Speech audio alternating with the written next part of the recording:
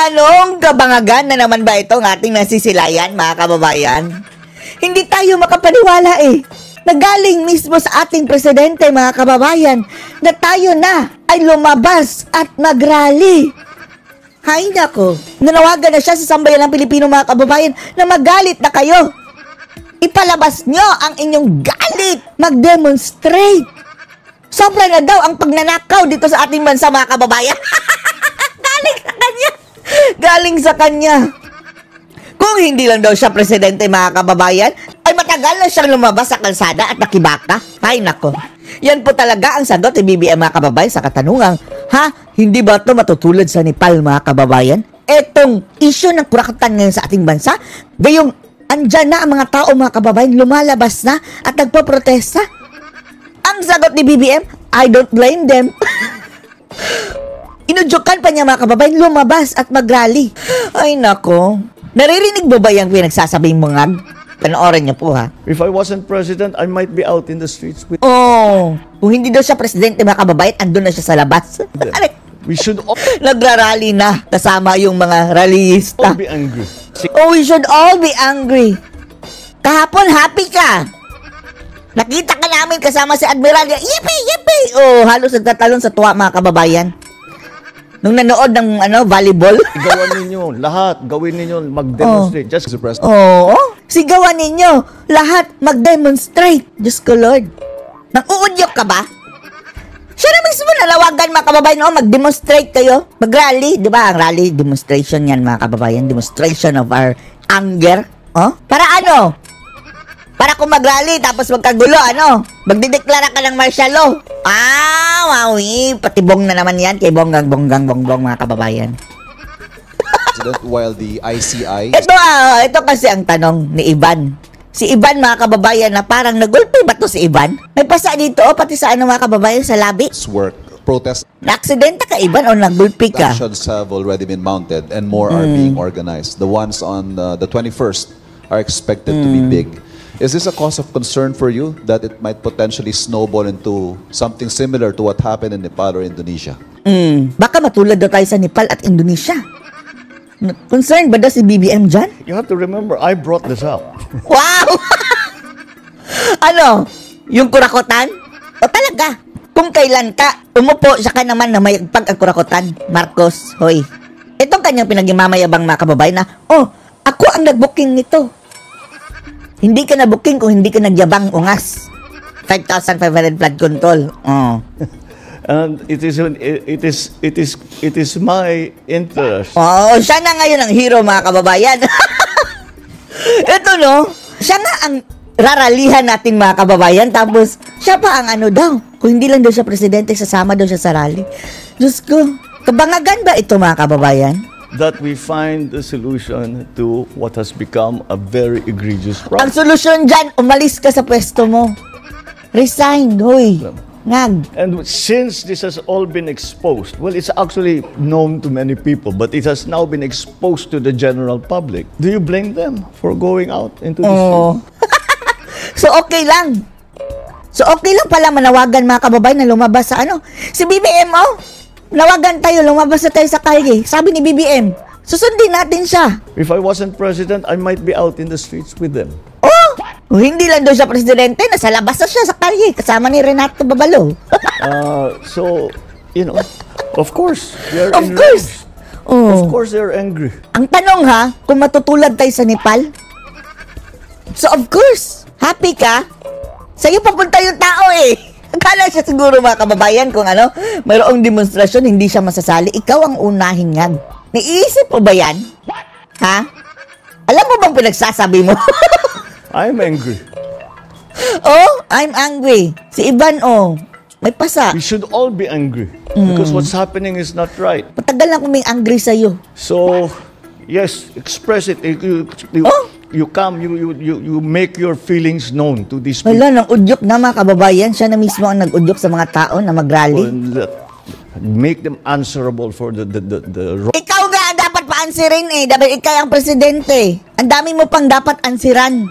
Ngag, maharli ka fan, yung pag-transfer mo sa PhilHealth, yung mga blankong, budget na pinirmahan mo, yung kurakutan, kasama ka dun, dahil ikaw ang presidente. command responsibility. doings that they have done. As if, no, hindi ka kasali. Diyos ko, Lord. Palaman ninyo ang sentimento, palaman ninyo kung paano nila kayo sinaktan. Wow! Kasali ka sa nananakit. Huy! Kung ito, mga kababayan, no? Kung hindi ito trap na naman ni BBM, para makapagdeklara siya ng martial law, mga kababayan. Kung iba ang ibig sabihin niya nito na, as if na, sa lahat ng buong Pilipinas, mga kababayan, alam, nakasali siya.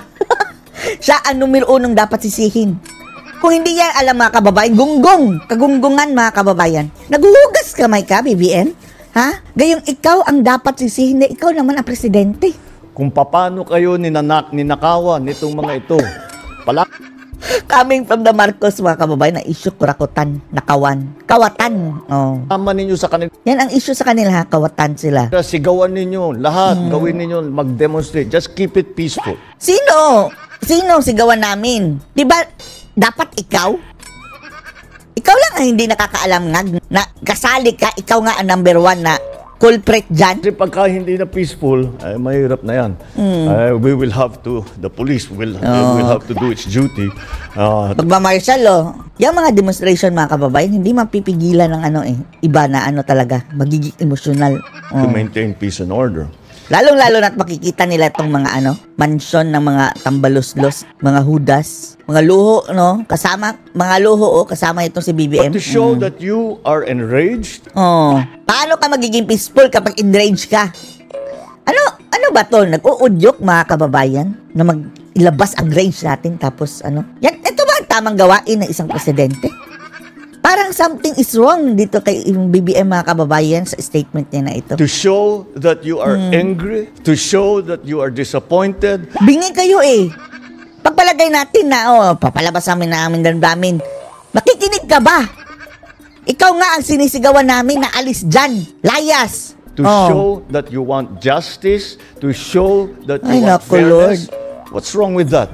Ikaw ang wrong. I want to show that there's justice. Lumayas ka na. Yan na lang matutulong mo, I BBM. want to show that there is fairness. Diyos ko, Lord. I want to hold these people accountable just like Bakit di sarili mo? they do. So I don't blame them. I don't blame them. Not one bit. Ay, Diyos ko, Lord. Bakit tayo binigyan ng ganitong klaseng, leader, mga kababayan? Parang taga-ibang planeta talaga, no? Hindi talaga connect, mga kababayan, sa mga totoong nangyayari at hinaing ng taong bayan. All right? Alright. Mr. President, thank you. Very angry, mga kababayan. Later niyan, party-party na naman yan. Makikita na natin maghalakhakan. Tapatang Vice Ay, Ganda nako. at Vice President Sara sa 2028. Ano na naman ito? Yan daw ang Diyos ko, solusyon Lord. para maharang si VP Vice versus Vice para sa presidente. Ay, nako. Move on na kayo, mga dilaw, oy. Mga pinklawan pala, mga kababayan, dahil ayaw nila ng dilawan. Pangit daw ang dilaw. Kaya nagpalit ng kulay. Pink. Duterte sa pag-upo sa Malacanang Palace. Manila, pambato, kabayo! Sipet ng kabayo, mga kababayan. Ayon sa award-winning director na si Love Diaz, kailangan pop Love culture Diaz. ang titibag sa vice-presidente. Para Sigurado yung Love Diaz ng mga kababayan yan. Baka kaliwa yan. sa film critic, si Vice Ganda ang dapat itapat dahil siya ang icon ng pop culture. Uy, mga ungas, subukan niyo muna sa barangay niyo kung mananalo yung kapitan. Si Vice Ganda, mga kababayan. Go. Presidente ang hinahangad, animal. Suggestion pa ng batikang direktor, kailangan ka-tandem ni Vice, Director/demonstrador. sina Senator Risa Hontiveros, Ay, Congressman nako, Lord. Mel Jokno, O sige, Jokno at Vice. Panalo yan, pero hindi sa pagka-presidente, sa karera, mga kababayan, sa Santa Ana. Mayor Lenny Robredo. Ang goal lang naman daw ay kailangan manalo ang komedyante. Kamedyante. Hugot pa ni Direk. What a funny. In fairness, mga kababayan, effective siya na gumagawa talaga ng mga eksena, mga kababayan, sa pelikula. Comedian din pala itong si Love Diaz, mga kababayan. Comedy siguro ang ginagawa niyang mga pelikula. Pinapatawa niya tayo Kailangan ng mapalitan ang mga Duterte. ang kabayo. Oh, Diyos ko, Lord. Kinumpirma ng Commission on Elections na muling Kumpirmahin niyo. balik sa Kamara ang Gabriela Women's Di ba talo yung Gabriela, mga kababayan? Ang animal. Another appointed, position by the COMELEC, mga kababayan. Party list. Diyos ko, Lord. May Agenda Weekend Report si Joash Malimban. Kung saan lang posisyon ng Duterte Youth, mga kababayan, kukunin ng Gabriela. Tuloy ang laban ng Gabriela. Ay, Kasama ng mga kababayan natin. Ito, mga kababayan, di ba? Ang akusasyon nito, mga kababayan, is nang-re-recruit ito. Diyos ko, Lord. Ano na nangyari nung sa investigasyon ni Bato, mga kababayan, nung na-expose? Si Raulul Manuel, pati ito si Sara Ilago. Tunay na pagbabago at paruan. Ang dami na nila, mga kababayan, mga makakaliwa. Diyos ko, Lord. Party list first nominee Sara Ilago. Nasa rin niyo na ho ngayon. Nagbabalik ang mga animal. Si Mayor Benji Magalong. Mayor Benji, good forward. morning po, Mayor. Huwag na yung Gabriela, mga kababayan, nakakainis yun. Sino yan, si Magalong? Good morning, Chacha. Oo, sorry ha. O Magalong, ang sabi ni BBM, lumabas na daw ang mga tao at mag-demonstrate. Payag ka? Sigado lang umistorbo sa inyo, Mayor, kasi gusto ho namin kayong kunan ng reaksyon. Go, Cha, please. Yes po, Mayor Benji, ano po bang reaksyon nyo dito sa sinasabi ni Dating nasana Senator yung mga pangalan mo, Benji? Na kayo daw po ay protektor at kaalyado ng mga Duterte. Hindi tayo naniniwala, mga kababayan, na ito, ang loyalty nito sa mga Duterte dahil kahit sino ito, mga kababayan, pagdating kay Lenny, mga kababayan, super close. Pati kay BBM nga. Nagtataka nga ako, DJ Chacha. Si Trillanes, inaaway siya, mga kababayan. Alam mo, siguro mayroon lang siya siguro pinagdadaanan, kaya siguro intindihin na lang natin siya. So, Si Trillanes? wala na Mayor. Alam mo kasi, DJ Chacha, at Sir Ted, di ba? I've investigated Mama Sapano. I've investigated yung pagkawala ng 900 plus na AK-47. Yung nangyari kay Albayalde, di ba? Nung Mama Sapano, I owe President Pinoy or President Noynoy so much na nakulong ako during that time. So hindi ito makapinoy, mga kababayan dahil nilaglag niya si Pinoy. PGMA. Hindi rin makaglorya. Na-delay yung aking mga promotions. In fact, muntik pa nga ako na-tripe, kasi sumobra na yung years ko sa pagiging colonel ko. And I was taken out of the PNP and brought to PIDEA. Kaya nakita mo yung pinagdaanan ko talaga. And then when President Noynoy take over, na-fast-track yung 1-star ko, 2-star ko. So I owe him so much. Pero when I started investigating the Mama Sapano, Na-promote siya nung panahon ni Panot. Hindi siya panot, although panot din. Pero, inimbestigahan niya, mga kababayan, sa Mama Sapano. there was so much pressure para i-whitewash ka investigation. Ano bang ginawa ko? Hindi pala siya pumayag, mga kababayan, na Basta ang kwento niyan, mga kababayan, mayroong DILG secretary daw na itago na lang natin sa Marimar Rojas na mukhang nakiusap sa kanya pero hindi niya napagbigyan. I Mukhang yan ang mandate to seek out the truth and to tell the truth. Yun ang ginawa ko. So, ano ba yung pagdududahan pa nila sa akin? Ganon din yung AK-47 na 900 that ended in the hands of the NPA. 5 generals and 3 full colonels, mga upper class ko sa PMA, mga underclass ko sa PMA, na very close sa akin. I have to file cases against them. Na-dismiss nga sila. Ganon din yung investigation sa Bucor. Kaya hindi ko alam kung ano yung binabanggit niya. Hindi ko talaga siya maintindihan. Pangalawa, Si Trillanes ang kaaway niya, mga kababayan, sinabing tuta daw siya ni Duterte. si Secretary Vince Dizon, si Secretary Charlie Galvez, si Secretary ng ating Secretary Anyo. They all serve under President Duterte. Does that make them protector? Mga anti-Duterte na nga si Anyo, mga kababayan, di ba? Si Galvez, iimbestigahan na ang panahon ni Tatay Digong, mga kababayan, na kung saan siya ang basta na siya sa oversight committee, mga kababayan, sa mga proyekto. Iimbestigahan niya ang sarili niya. Nako. Si Galvez, na isa sa mga kababayan, yung group na humuli kay Tatay Digong. Di ba? I handled thousands of people when I was in the Philippine National Police. One way or the other, may magustuhan kang mga official mo at sundalo mo na magandang performance. Magugustuhan mo sila, bibigyan mo sila ng break. Dahil they perform, they deliver. Does that make them a protector? Protector ako kung sakaling nagkamali ako. They will also perform every time na meron silang ibang boss. These people will always perform. Ganun din ang nangyari sa amin. Na-perform kami, nagustuhan kami ni President Duterte. Ngayon, nag-perform kami, nagustuhan kami ni President BBM. So, does that make us a protector? Hindi ko makuha yung logic. Oo. Mayor Benji, may binabanggit po dito si dating Senator Antonio Trillanes. Sinasabi po niya, una, sinuportahan niyo daw po sa eleksyon si Senator Bongo. Pangalawa, sinasabi niya rin po na 2022 niyo pa daw po alam itong issue sa flood control. Bakit daw po ngayon niyo lamang ito isiniwalat? Yun po yung sinasabi niya. Dahil daw po ba kaalyado kayo o takot kayo sa mga Duterte? Alin daw po ba doon? Anong sagot niyo po dito?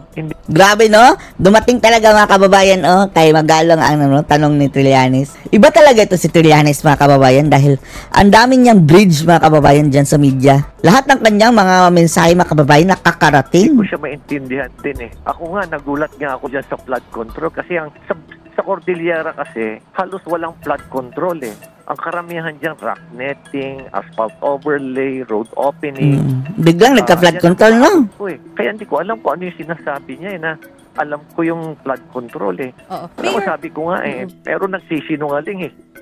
Mayor, pero definitely hindi ako nagsisinungaling dito. Oo, banggitin ko lang po kasi merong isang incident na sinabi din po actually nitong si dating Senator Antonio Trillanes na nung 2022 nyo pa rin daw po alam yung tungkol dun sa rock netting scam, not just flood control. Doon po, anong tugon nyo? Tsaka yung sinasabi niya na sinuport... Ito si Trillanes, no? Aso talaga, mga kababayan, kapag mayroong nag-i-expose, mga kababayan, siya ang taga-kagat. Sisiraan niya, mga kababayan, ang kredibilidad. Nyo nga daw po si Bongo last election. Totoo din po ba yon? Oh, what does it have to do with the rock netting? Yes, I supported Senator Bongo kasi ang laki na naitulong nila sa amin during the pandemic. Hindi ba kung ikaw mayor, kung sino na mga nakatulong sa'yo na every time na may nangangailangan ka, patas tumawag ka, ang bilis ng suporta. Hindi kaya susuporta ka rin sa kanila? Lalo-lalo na if the people, the lives of your people are at stake, the health of your people are at stake. Tapos bawat tawag mo lang in the same day, di-deliver ka agad. Ano na lang yung tatalikuran ko ba sila?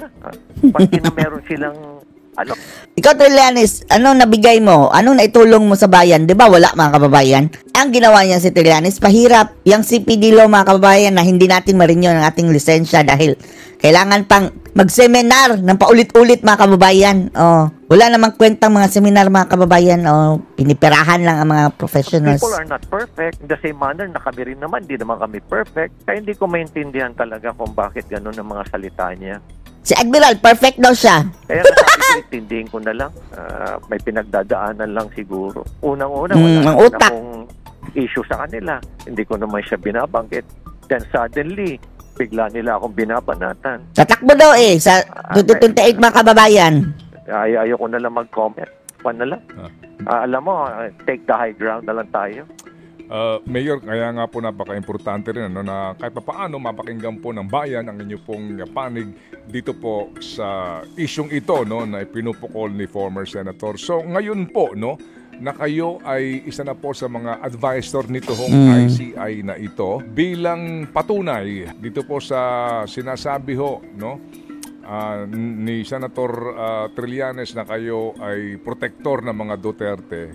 Protector. Totoo yun. Ano ang aasahan namin sa usapin po ng pagsaliksik ngayon, pag-iimbestiga sa mga proyekto na may kaugnayan sa flood control at maging sa mga rock netting na yan at paggasta po sa pera ng DPWH sa mga walang kapararakan ng mga proyekto sa panahon ngayon hanggang sa nagdaampong panahon.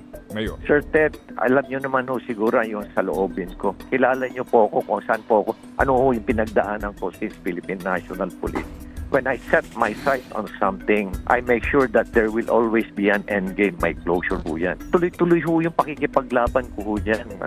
Kaya nga ho, siguro nailagay ho ko na talaga ho akong special advisor para ho sa infrastruktura. Ibig sabihin, hindi lang ho limited sa flood control. Nandyan ho lahat yan. Nandyan ho yung CASIL, solar light, rock netting. Busy na ito, mga kababayan, dahil mayor pa siya Overlay ko, ano-ano pa ho dyan, DJ Chacha. Advisor lang po ako. Hindi naman po ako commissioner. Alam nga naman ho, gagalaw ako ng sarili ko na walang pahintulot ang komisyon. Anong role ng advisor? At besides kung ayaw siguro ituturo lang niya, mga kababayan, kung sino ang iimbestigahan. Ano magagawa ko? Di ho ba? Hindi naman po ako yung head ng komisyon. advisor lang po ako. Kaya hindi ko rin maintindihan talaga eh. Opo. Baka gusto rin ni Trillanes na maging advisor. Mayor, meron na ba sa inyo ugnayan kahit di pa ho? Kasi ngayon, just today, na-appoint na po daw yung chairman, si former Associate Justice, pangalan nito, itong kaka-appoint lamang, itong si Sir Andreas po. Justice Andres Reyes Jr. Oo. Andreas? Sa inyong ugnayan sila Sec Babes, paano ho kaya Babes? kung kayong tatanungin, paano po ang magiging dito pamamaraan para hindi maging sabog ang investigasyon at saka may direksyon? Sabog. What a word. Well, I'm anytime po magko-convene po yung commission, Sir Ted. So, hintayin na lang po natin. Kaya nga naman po we're preparing, I'm waiting, hinihintay ko na lang po at magpapatawag po kagad ang commission kasi we have to hit the ground running. Yun daw po ang marching orders. We have to hit the ground running. Okay, sige po. And then, dito po, inyo ho bang nakausap na mismo si Presidente tungkol sa bagay na ito? Itong pagiging po ninyo, advisor po ng komisyon? Hindi pa po. Hindi pa po. Although si Justice Andy po, nag-text na po siya sa akin.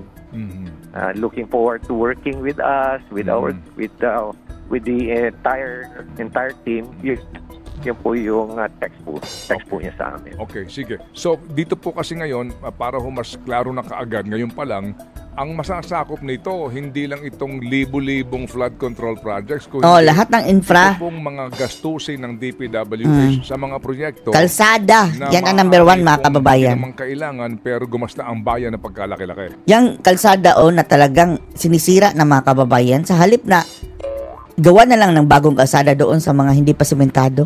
Yung mga magaganda pa, sinisira na. Yes, sir. Basta, sir, related po sa any infrastructure project, covered po yan. Hindi lang po flood control. Okay, sige po.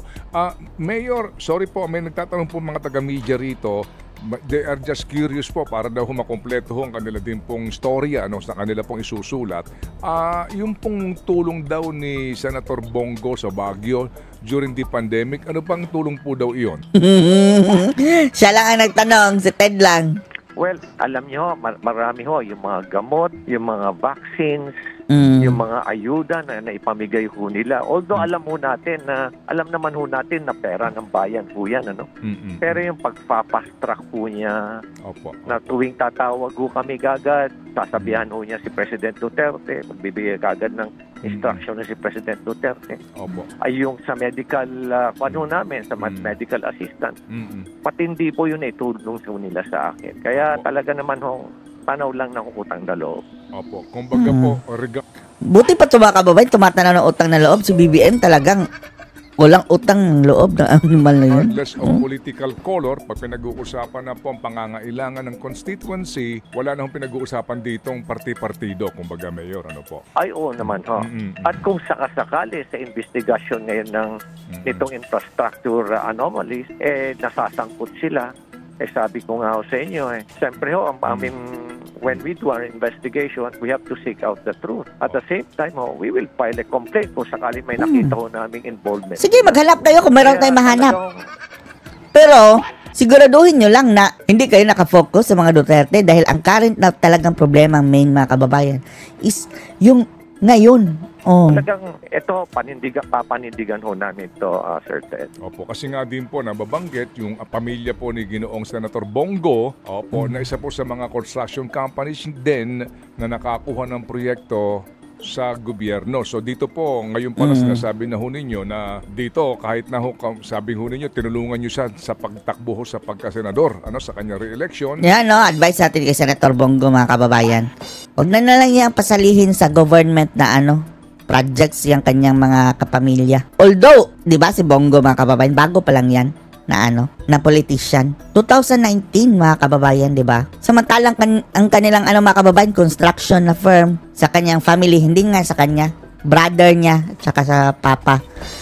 Simulat sa pool pa lang, negosyo na yan nila. Hindi talaga kagaya ng ilan, mga kababayan, na kongresista na, kontraktor pa. Eto, hindi naman niya kabongo. Pero, advice natin kay Bongo, wag na muna pasalihin para wala ng issue. Anyway, ang dami namang proyekto hindi lang naman ang mga government, mga kababayan. Doon na lang sa private. At sana gumawa din ng batas, mga kababayan, na ipagbawal na itong kapamilya ng mga politician na sumali sa bidding sa construction ng government projects. Opo, dito ho, parang tabla-tabla kumbaga, Mayor. Opo, tama ho kayo. At hindi lang naman ho siya ang tinulungan namin. Tinulungan ho natin si Senator Soto, Senator Rabam, Senator Pangilinan. Oo nga, no? Mga dilawan, mga kababay, tinulungan yan. Senator Magalong. Senator Soto, Senator Ping. Marami Maging si Robredo ata. Opo. Sir Ted. Opo. Sige. So, Mayor, alam po namin na kayo abala. Kanina po nakapanayam namin si Senator Risa Ontiveros na kasalukuyan pong chairman ng Committee on Health in the Senate na ibanggit ko sa kanya yung Baguio General Hospital, yung Baguio Gen, na hindi matapos-tapos yung building. Sabi ko sa kanya, baka kailangan nilang busisiin at malaman. Meron ba kayong informasyon dyan? Yung Baguio Gen na napaka-importanteng ospital, may mga development, may infrastructure po ng mga karagdagan dyan, pero hindi matapos-tapos. Yes po, totoo po yan. Last year po, DPWH yan. Anomalya dyan. Kay BBM. At nag-iingay na po ako dyan. Kaya lang hindi ako pinapakinggan ng Department of Health for some reason. In fact, inatake ko na nga dyan yung dating head nila dyan, director. Pero hindi pa rin ako pinapakinggan ng Department of Health for some reason.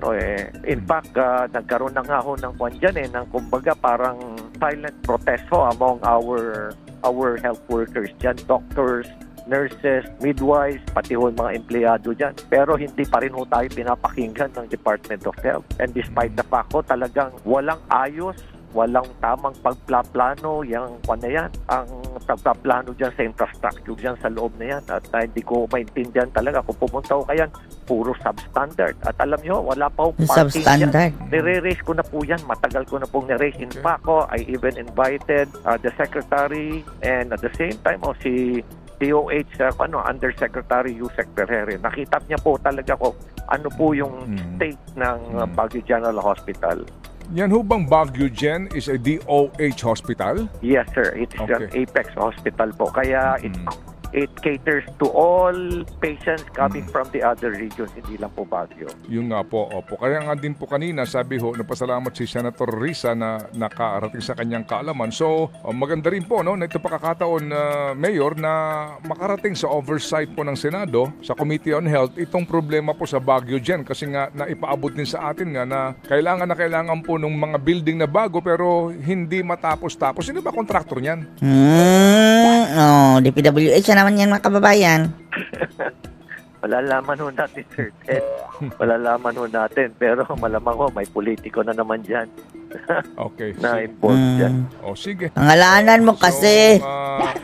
Magkakaalaman po siguro nga tayo kung siseryosohin po ni Senator Risa. Wala pa siya pinapangalanan, mga kababayan. Alamin niya itong punot dulo kung bakit po hindi matapos-tapos yung konstruksyon po ng development ng Baguio Gen. Sige, so salamat po, Mayor. At muli kaming gagambala sa inyo kung kinakailangan para lang magkapag-report kayo sa bayan. Salamat po, Mayor. Ingat po. Gambala? Thank you very much po, Sir Ted and DJ Chacha. Ano masasabi niyo dito, mga kababayan? Post your comments below.